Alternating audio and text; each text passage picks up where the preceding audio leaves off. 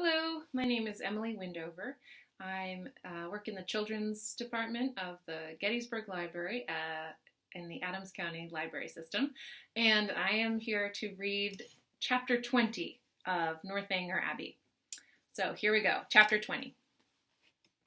Mr. and Mrs. Allen were sorry to lose their young friend, whose good humor and cheerfulness had made her a valuable companion, and in the promotion of whose enjoyment their own had been greatly increased. Her happiness in going with Miss Tilney, however, prevented their wishing it otherwise, and as they were to remain only one more week in Bath themselves, her quitting them now would not long be felt.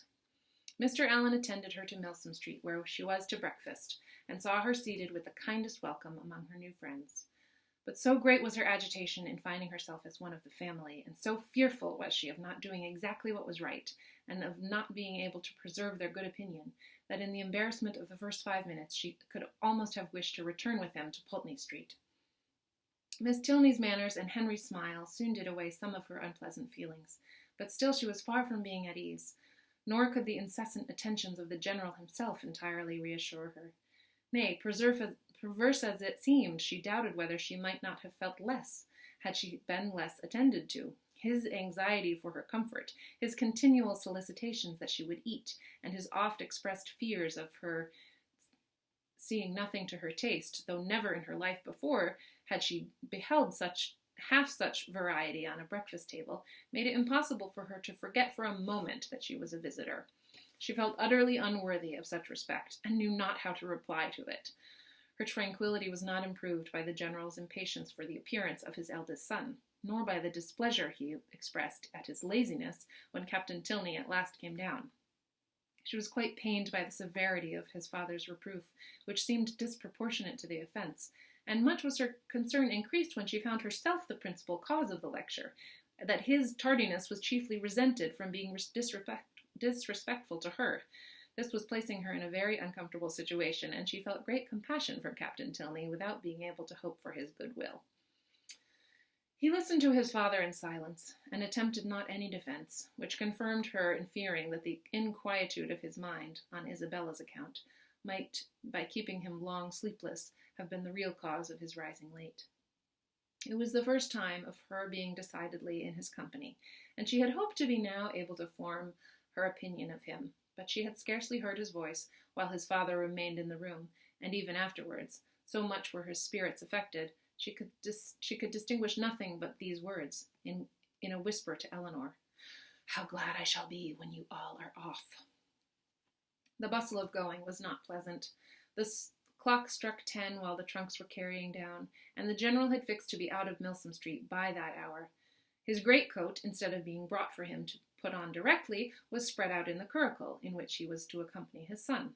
The middle seat of the chaise was not drawn out, though there were 3 people to go in it, and his daughter's maid had so crowded it with parcels that Miss Morland would not have room to sit, and so much was he influenced by this apprehension when he handed her in, that she had some difficulty in saving her own new writing-desk from being thrown out into the street. At last, however, the door was closed upon the 3 females, and they set off at the sober pace in which the handsome, highly fed 4 horses of a gentleman usually perform a journey of 30 miles. Such was the distance of Northanger from Bath, to be now divided into 2 equal stages. Catherine's spirits revived as they drove from the door, for with Miss Tilney she felt no restraint, and with the interest of a road entirely new to her, of an abbey before and a curricle behind, she caught the last view of Bath without any regret, and met with every milestone before she expected it.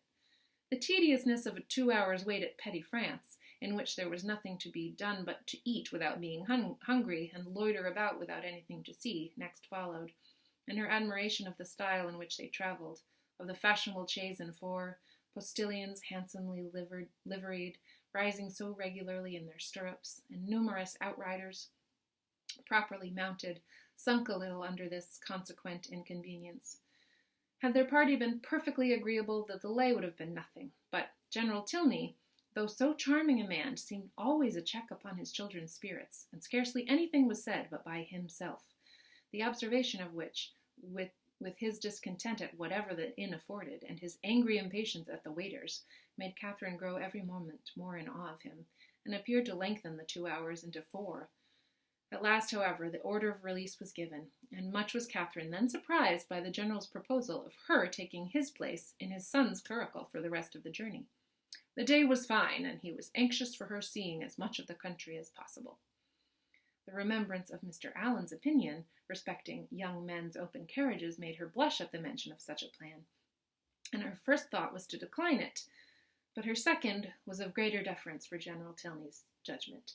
He could not propose anything improper for her, and in the course of a few minutes she found herself with Henry in the curricle, as happy a being as ever existed.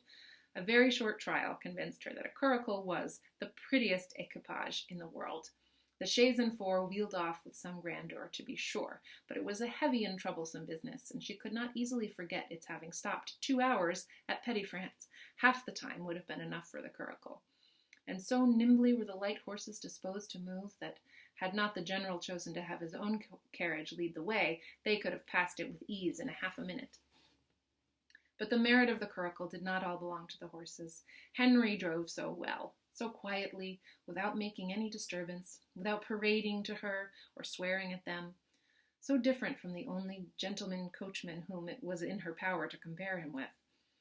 And then his hat sat so well, and the innumerable capes of his greatcoat looked so becomingly important. To be driven by him, next to being dancing with him, was certainly the greatest happiness in the world. In addition to every other delight, she had now that of listening to her own praise, of being thanked at least on his sister's account for her kindness in thus becoming her visitor, of hearing it ranked as real friendship, and described as creating real gratitude. His sister, he said, was uncomfortably circumstanced. She had no female companion, and in the frequent absence of her father was sometimes without any companion at all. "But how can that be?" said Catherine. "Are not you with her?" "Northanger is not more than half my home. I have an establishment at my own house in Woodston, which is nearly 20 miles from my father's, and some of my time is necessarily spent there." "How sorry you must be for that." "Yes, I am always sorry to leave Eleanor." "Yes, but besides your affection for her, you must be so fond of the Abbey. After being used to such a home as the Abbey, an ordinary parsonage house must be very disagreeable." He smiled and said, "You have formed a very favorable idea of the Abbey." "To be sure I have. Is it not a fine old place, just like what one reads about?"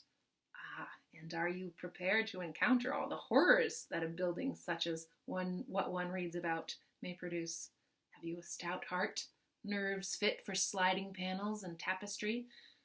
"Oh, yes, I do not think I should be easily frightened, because there would be so many people in the house, and besides, it has never been uninhabited and left deserted for years, and then the family come back to it unawares without giving any notice, as generally happens. No, certainly, we shall not have to explore our way into a hall dimly lighted by the expiring embers of a wood fire, nor be obliged to spread our beds on the floor of a room without windows, doors, or furniture. But you must be aware that when a young lady is, by whatever means, introduced to a dwelling of this kind, she is always lodged apart from the rest of the family.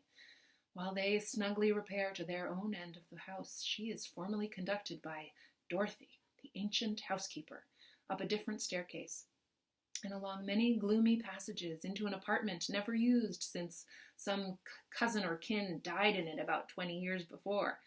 Can you stand such a ceremony as this? Will not your mind misgive you when you find yourself in this gloomy chamber, too lofty and extensive for you, with only the feeble rays of a single lamp to take in its size? Its walls hung with tapestry exhibiting figures as large as life, and the bed, of dark green stuff or purple velvet, presenting even a funereal appearance.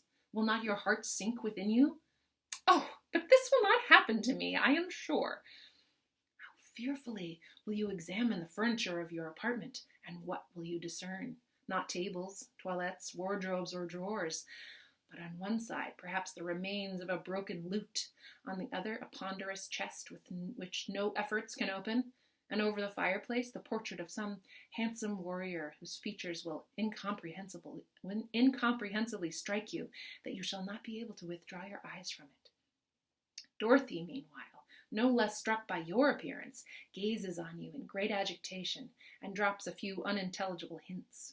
To raise your spirits, moreover, she gives you reason to suppose that the part of the Abbey you inhabit is undoubtedly haunted, and informs you that you will not have a single domestic within call. With this parting cordial, she curtsies off. You listen to the sound of her receding footsteps as long as the last echo can reach you, and when, with fainting spirits, you attempt to fasten your door, you discover, with increased alarm, that it has no lock. "Oh, Mr. Tilney, how frightful! This is just like a book. But it cannot really happen to me. I am sure your housekeeper is not really Dorothy." "Well, what then?"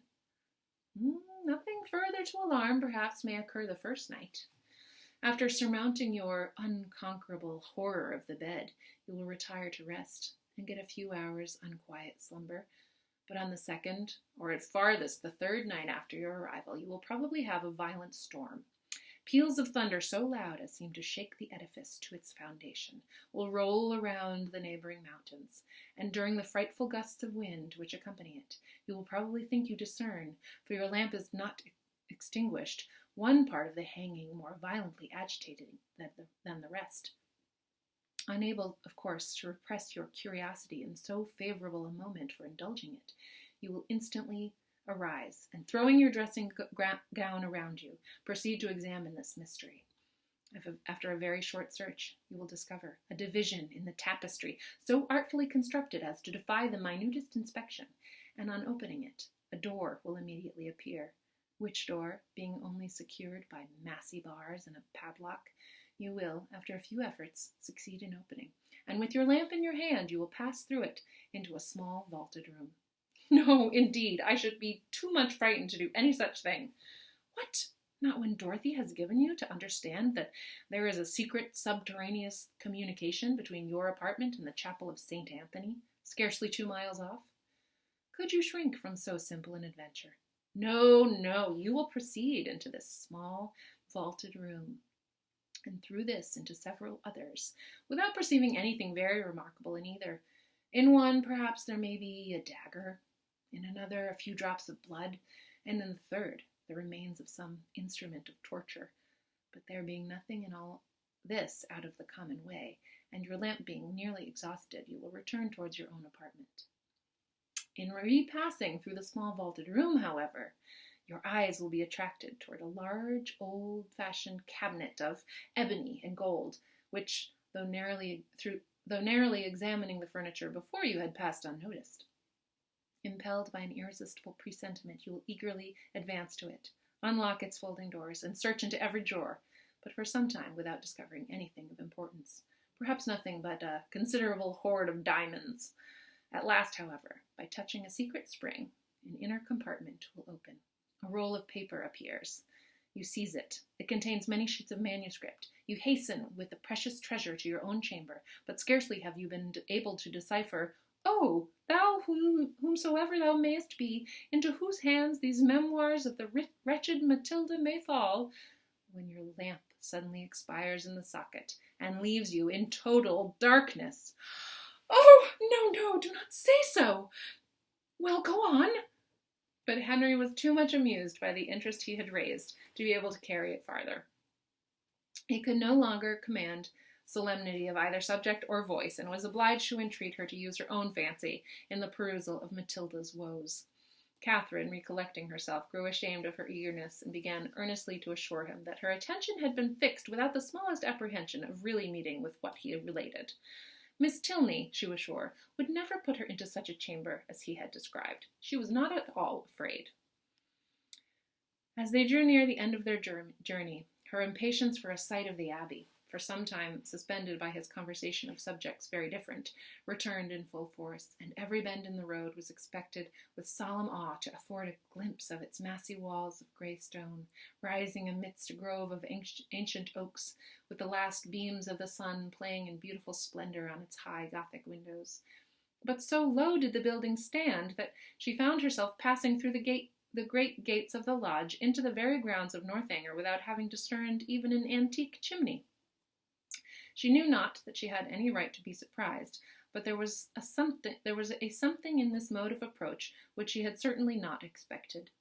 To pass between lodges of modern appearance, To find herself with such ease in the very precincts of the Abbey, and driven so rapidly along a smooth, level road of fine gravel, without obstacle, alarm, or solemnity of any kind, struck her as odd and inconsistent. She was not long at leisure, however, for such considerations. A sudden scud of rain, driving full in her face, made it impossible for her to observe anything further, and fixed all her thoughts on the welfare of her new straw bonnet. And she was actually under the Abbey walls, which was springing, with Henry's assistance, from the carriage, was beneath the shelter of the old porch, and had even passed on to the hall, where her friend and the general were waiting to welcome her, without feeling one awful foreboding of future misery to herself, or one moment's suspicion of any past scenes of horror being acted within the solemn edifice. The breeze had not seemed to waft the sighs of the murdered to her. It had wafted nothing worse than a thick mizzling rain, and having given a good shake to her habit, she was ready to be shown into the common drawing-room, and capable of considering where she was. An abbey! Yes, it was delightful to really be in an abbey. But she doubted, as she looked around the room, whether anything within her observation would have given her the consciousness. The furniture was all in the profusion and elegance of modern taste. The fireplace, where she had expected the ample width and ponderous carvings of former times, was contracted to a Rumford, with slabs of plain though handsome marble, and ornaments over it of the prettiest English china.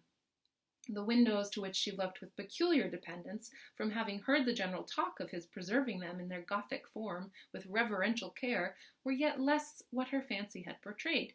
To be sure, the pointed arch was preserved, the form of them was Gothic, they might be even casements, but every pane was so large, so clear, so light, to an imagination which had hoped for the smallest divisions, and the heaviest stonework, for painted glass, dirt, and cobwebs, the difference was very distressing.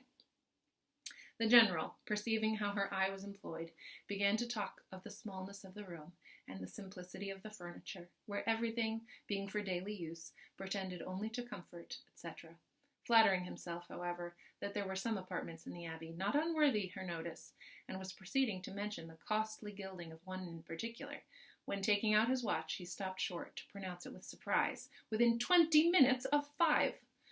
This seemed the word of separation, and Catherine found herself hurried away by Miss Tilney in such a manner as convinced her that the strictest punctuality to the family hours would be expected at Northanger. Returning through the large and lofty hall, they ascended a broad staircase of shining oak, which after many flights and many landing places brought them upon a long, wide gallery.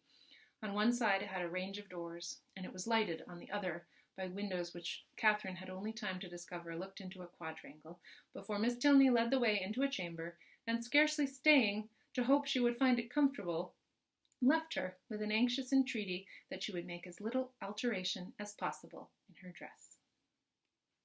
And that's chapter 20.